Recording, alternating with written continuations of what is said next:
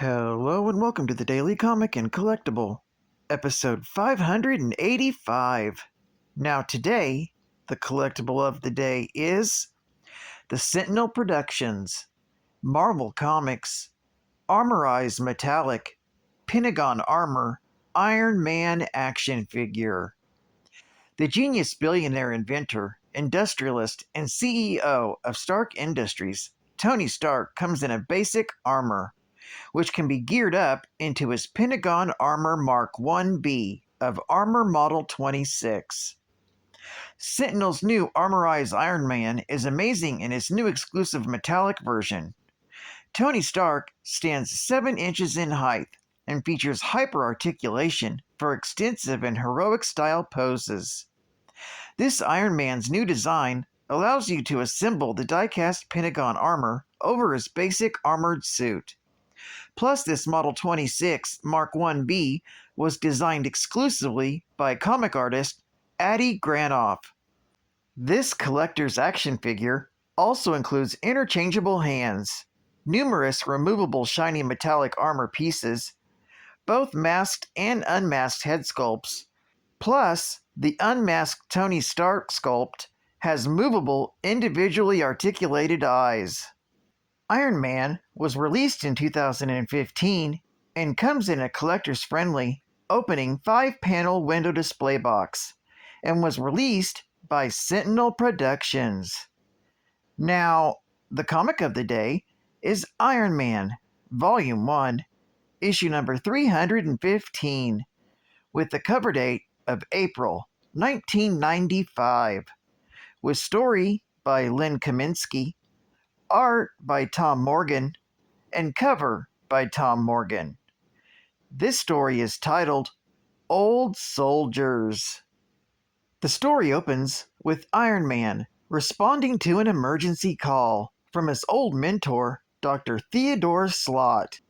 He rushes to Slott's lab where an impending core breach threatens to spread a molten parasilicate alloy for miles. As he tries the manual cutoff, Iron Man's engulfed in mutating slag.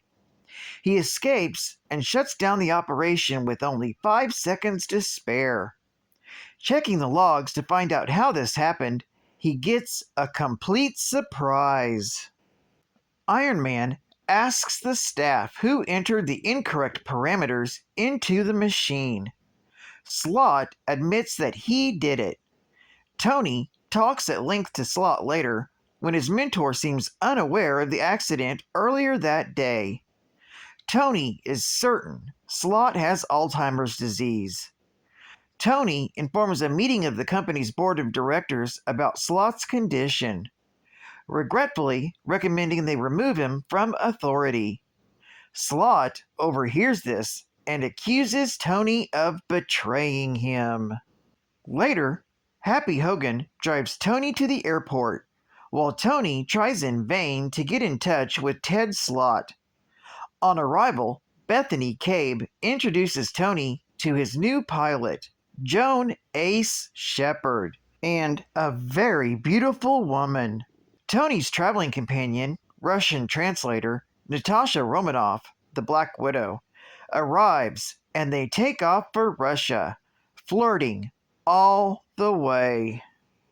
Meanwhile, in Moscow's Red Square, Titanium Man breaks into Lenin's tomb and delivers a eulogy for the Soviet Union, which he loved, mourning its fall into chaos and Western decadence. He vows to stop the humiliation of the once great nation by striking against its most hated enemy, Tony Stark. That's when the Russian brass decides he must be reined in, and they send for Valentin Shatilov, aka the Crimson Dynamo. The next day, Tony and Natasha arrive at the new Stark facility, greeting guests including President Boris Yeltsin and Mikhail and Ryza Gorbachev. As the dedication ceremony begins, Titanium Man crashes in. denouncing as traitors the security guards who are now trying to stop him.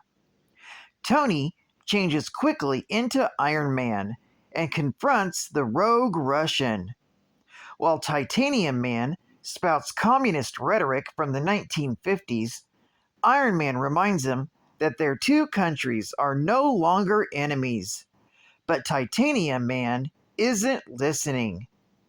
Tony inadvertently blasts his foe into the building, leading the hero to hurry the crowd away from a collapsing wall, but taking it on the head himself, leading to Titanium Man able to seize the stunned and groggy Iron Man and hoist him into the air, preparing to tear him to pieces.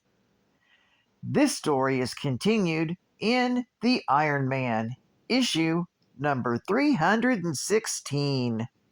Geek Fact: this is part 1 of a 5-part story leading into the Crossing event, where among other things it's revealed Iron Man has been working for Kang the Conqueror for years.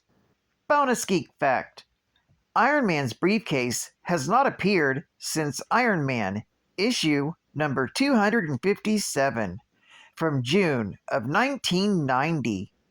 The Iron Man armor has been stored in a wall in his office apartment in Stark Laboratory, and at times sent to Tony via remote control. State-of-the-art gaming. Don't miss Arnold Schwarzenegger in True Lies, a James Cameron film. Now, a video game blockbuster hit. Ready. Fight. It's not like he's saving the world or anything. Oh, yes he is. As Special Agent Harry Tasker, it's up to you to prevent a nuclear holocaust and stop the Crimson Jihad. Experience all the explosive intensity of True Lies, including never-before-seen secret missions, all the action of the movie mega hit, and none of the romance. Available for Super Nintendo, Genesis, Game Boy, and Game Gear. Only from Acclaim. And final geek fact: Boris Bolsky, aka the Titanium Man, quickly rose through Soviet government ranks and became popular in the Communist Party. He'd also briefly worked with Black Widow as an intelligence agent. Due to political reasons, he was reassigned to Siberia. He learned that some of the camp members were scientists that had worked with Anton Vanko. Bolsky planned to make a new armor capable of defeating Iron Man to prove the USSR's superiority over the US. A titanium alloy armor was made. However, it was much larger and heavier than Iron Man's due to the camp lacking sufficient resources to design microcomponents. Bolsky ended up being unable to defeat Iron Man on several occasions. Well, I'd like to thank you for joining me for another Daily Comic and Collectible, and I would say I hope to see you again Wednesday, but due to another dang hospital visit, I won't be a show tomorrow. So instead, I'll say, and I hope to see you again Thursday. This is Cat Fan Comics Man, and I'll catch you on the flip. Over and out.